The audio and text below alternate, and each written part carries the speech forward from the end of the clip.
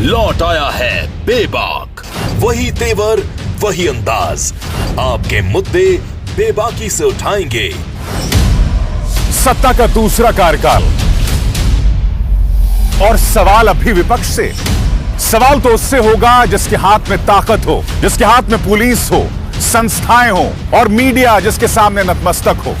सवाल तो उससे होगा ना। हम लेकर आए खबरों का एक ऐसा शो जिसमें सवाल होंगे सीधे, बेलाग और बेबाक उनसे जो सवालों से बचते हैं, जिनके हाथ में ताकत है। बेबाक।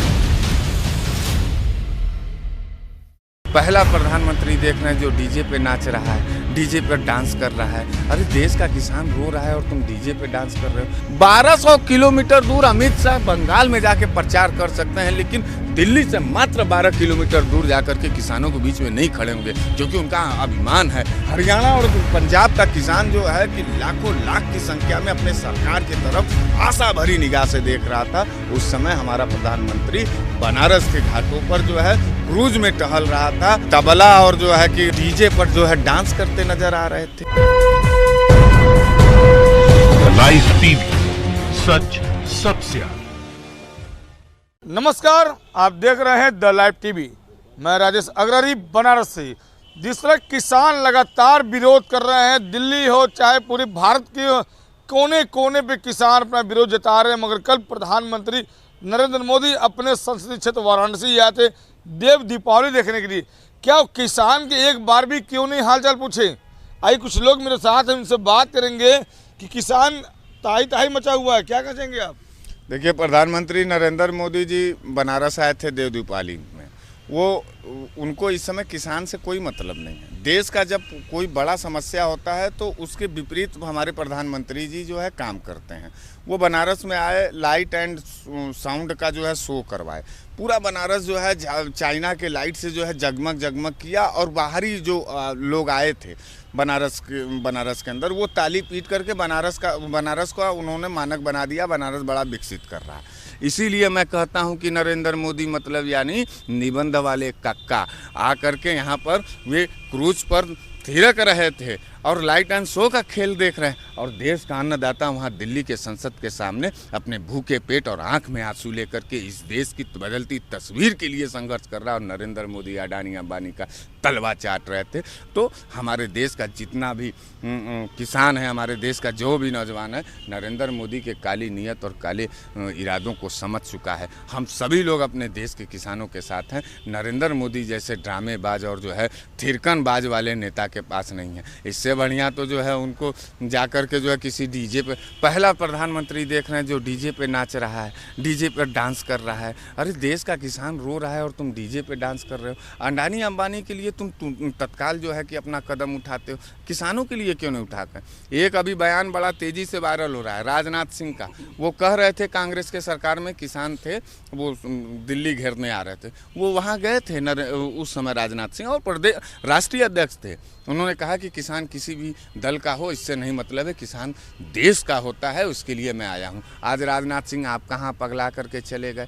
अमित शाह जी आपका तो कोई मतलब नहीं है, आप तो आपराधिक लोगों को ज़्यादा श्रेय देते हैं। और नरेंद्र मोदी जी आप तो जो है देश की दुगनी आय करने, किसानों की दुगनी आय करने जा रहे थे। अरे कुछ नहीं कर सके तो आप कहें क्यों नहीं एजेंडा सीधे सीधे देते हैं कि देश के किसानों के जितनी बेटियों की शादी का खर्चा होगा सरकार दे देगा, देश के किसानों के जो पढ़ने वाले औलाद होंगे उनका पूरा फीस माफ होगा। आप किसानों के साथ काम करना चाहते हैं तो इस तरीके से करिए। सेना के जवानों को जो आप सुविधा देते हैं वो देश के किसानों को दे दिए। पूरा देश का किसान आपको लपट करके जो है वोट दिया और आपका सरकार बनाया। आप गद्दारी कर रहे हैं। ये भारतीय जनता पार्टी और नरेंद्र मोदी के गद्दारी का खून है, जिसका नतीजा पूरा देश भोग रहा है। और हम सभी किसान और नौजवान लड़ेंगे और सीना चीर के अपना अधिकार लेंगे, इस बात को याद रखें। आप कहते हो कि हम किसान की आय दुगनी कर देंगे, आय तो दुगनी किए नहीं किसानों की। आप उसके ऊपर एमएसपी का भी रेट आपने घटा दिया।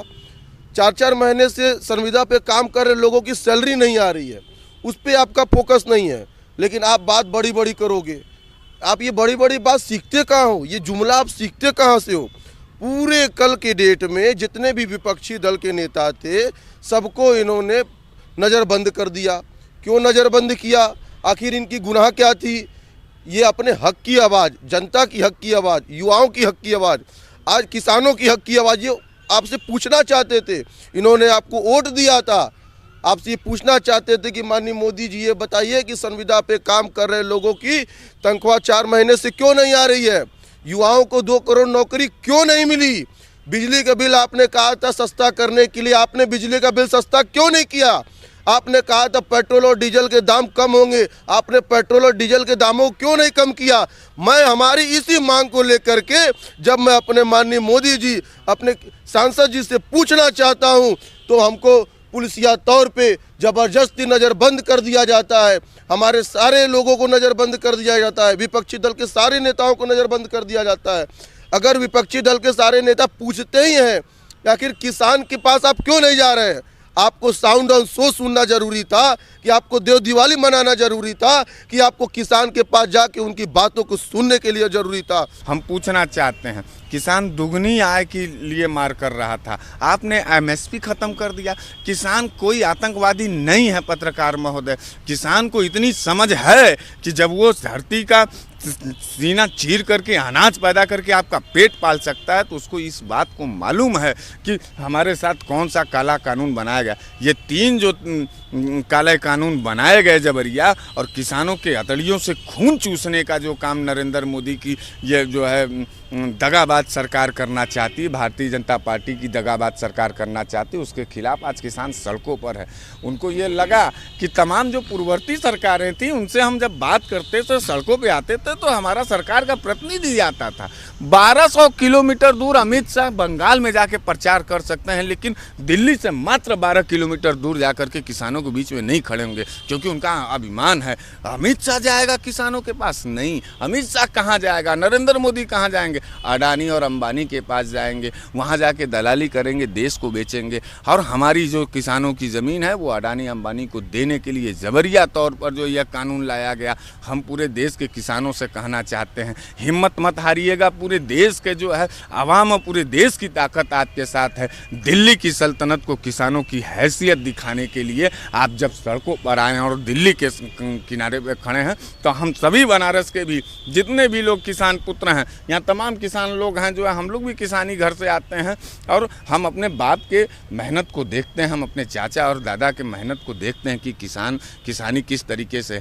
एमएसपी ख़त्म कर दिया, ठेके पर जो है कि खेती देने का निर्णय ले लिया और उसके बाद जितने भी हमारे सब्जी और जितने भी जो है वो आलू प्याज के दाम थे अब उस पर नियंत्रण सरकार ने ख़त्म कर लिया। किसान क्या कह रहा है? किसान कह रहा है कि नहीं हमको हथियार दे दो। किसान क्या कह रहा है कि नहीं हमसे हमको लूट करवाओ। किसान कौन सा बम विस्फोट करना चाहता है? किसान कौन सा जो है जा कर के आगजनी और दंगा करना चाहता है? किसान शांतिपूर्वक खड़ा होकर के अपने सरकार से बात करना चाहता है और कायर नरेंद्र मोदी इस देश के किसानों से भी बात नहीं करना चाहते हैं, इस देश के नौजवानों से बात नहीं करना चाहते हैं। है हैसियत तो क्यों नहीं आके बनारस में किसानों के ऊपर लेक्चर दे रहे थे। कल हमारे माननीय मोदी जी देव दिवाली देखने आए, मैं मानता हूँ देखने आए, तो क्या धारा 144 इन पे नहीं लगना चाहिए? क्या धारा 144 क्या इन लोगों के ऊपर लागू नहीं होगा? धारा 144, धारा 188 क्या भाजपा के लोगों पे लागू नहीं होगा? किसान के उस बॉर्डर पे जो बॉर्डर दिल्ली बॉर्डर पे जो किसान लड़ रहे हैं, क्या उनके ऊपर आप 144 लागू कर दे रहे हो? इतनी कड़कड़ाटी ठंड में उनके ऊपर आप पानी के बौछारे दे रहे हो। किसान का बेटा हमारा फौज में है, वो सरहद पे गोली खा रहा है, उसका बेटा वो बेचारा किसान पानी खा रहा है वहाँ पर। आप करना क्या चाह रहे हो?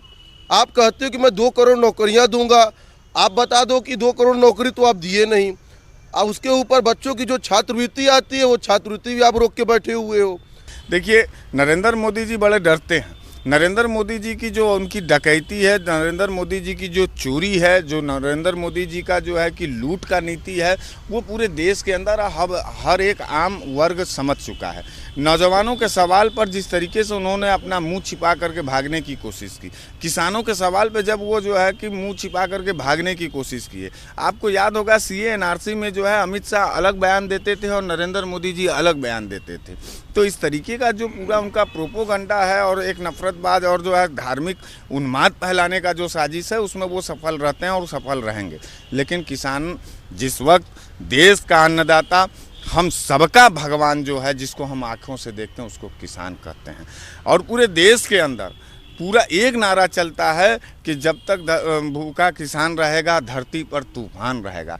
दिल्ली के चारों तरफ तूफान मचा हुआ है। उत्तर प्रदेश के हजारों लाखों किसान जो है अपने सरकार से बात करना चाहती है, यानी नरेंद्र मोदी जी से बात करना चाहती है।